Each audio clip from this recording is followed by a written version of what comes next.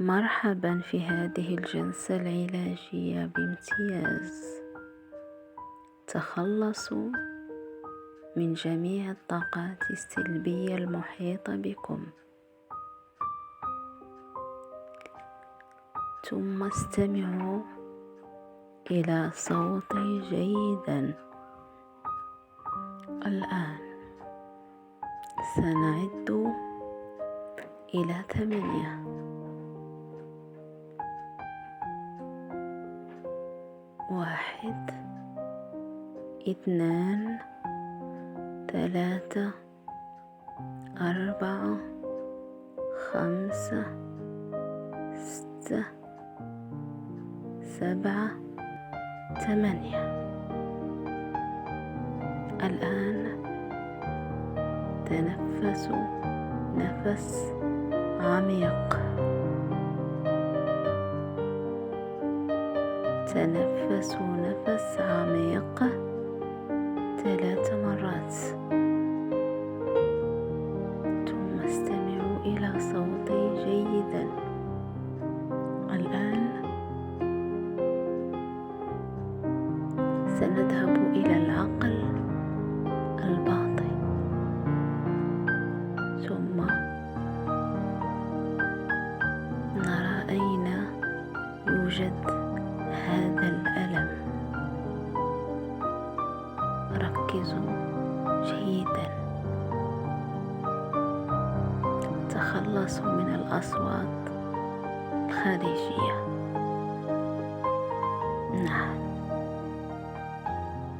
نعم، نحن الآن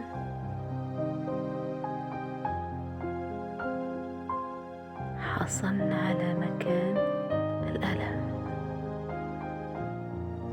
ركزوا جيدا.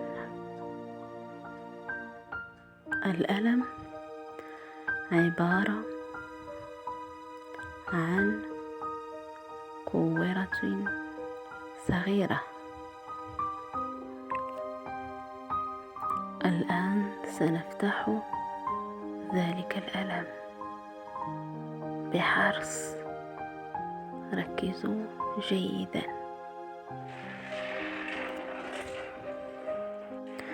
بعدما نفتح الألم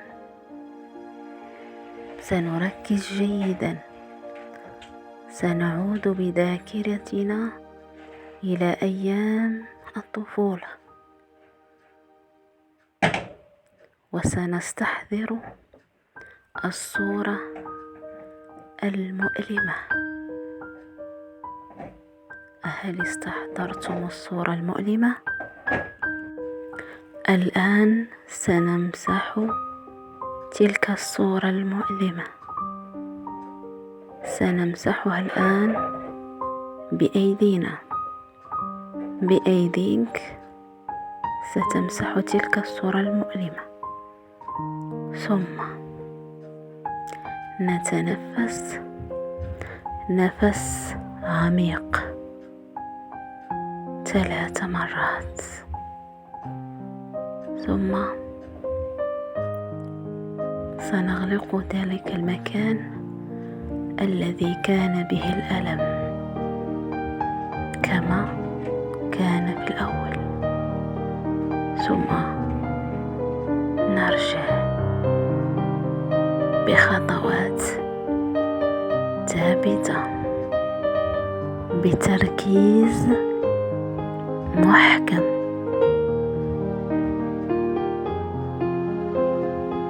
استمعوا جيدا إلى صوتي. نعم، الآن سنرجع إلى جسدنا بإحكام. تأكدوا أن لا يشوش عليكم العالم الخارجي. ارجعوا بخطوات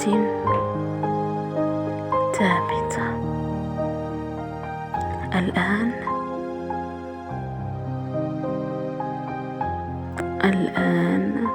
سنعد إلى 8.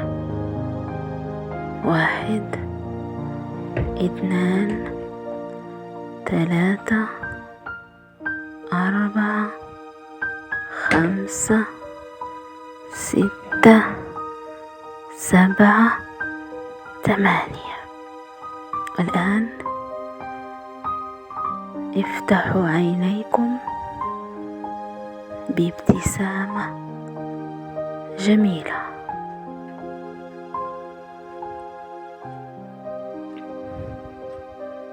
هذا التمرين ستفعلوه 3 مرات في اليوم، وإن لم تستطيعوا 1 مرة فقط قبل النوم، وستجدون راحة جميلة جدا. بالنسبة للناس أو الإخوان الذين لم يشاركوا في القناة، شاركوا، أكثروا من اللايكات ومن التعليقات. وإذا أردتم مثل هذه الفيديوهات معالجة روحانية أو تعالج الروح، اكتبوا لي في التعليقات وأستمر عليها إن شاء الله بإذنه. الآن استرخوا ولا تقوموا مباشرة من المكان، لأن لا تزال الطاقة مؤثرة عليكم، فلا تستيقظوا إلا بعد مرور 5 دقائق كي يسترجع الجسم قواه.